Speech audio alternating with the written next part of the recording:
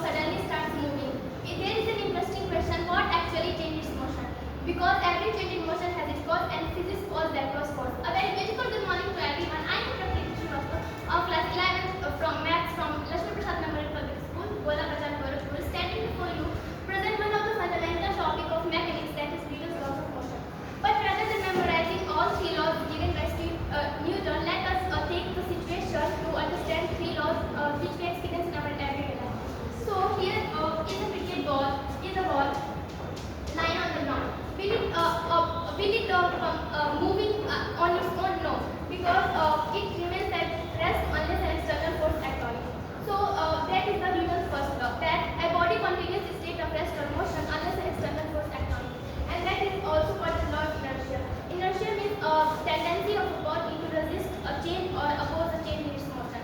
For example, if there is a stop bus which till now not start moving, but if it suddenly starts moving, you feel jerked in forward direction because your body tends to remain at rest. But if a moving bus start moving and suddenly stops, then you also feel jerked in backward direction because there your feet remains at rest and your body tends to move backward. That is called inertia of rest and inertia of motion respectively.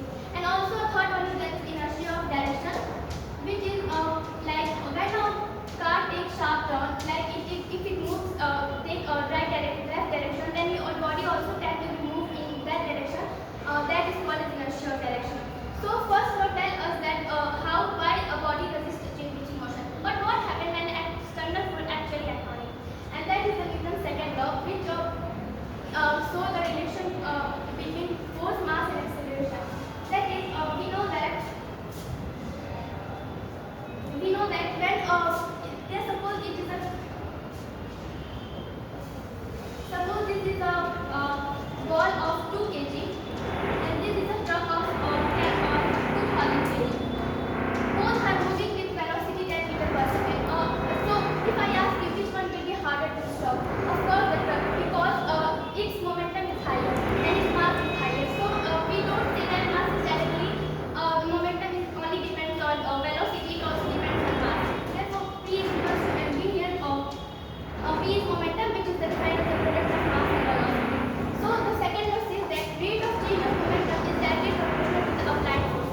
Means if we have F, then it is directly proportional to rate of change of momentum to the applied force. So this is the basic formula of Newton's second law, and now let's derive the relation between force, mass, and acceleration.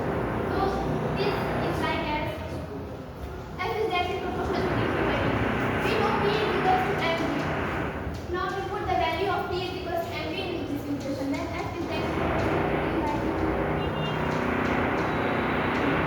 Here sometimes mass will be constant, sometimes velocity will be constant, but here mass will be constant, and we do the basic mathematical differentiation in this equation, and we